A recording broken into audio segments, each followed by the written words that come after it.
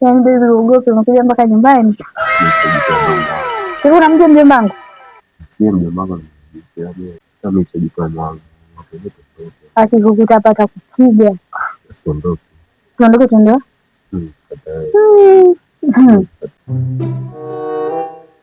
Mimi naogopa maana mjomba wangu akitukuta hapa. Mjomba. Jesus.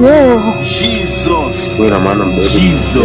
Sijui atakarudi saa ngapi mjomba. Baba yangu, yani ina maana wewe umepata wapi nguvu ya kutoka huko kote kufuata wanafunzi nyumbani kwao usiku wa manane?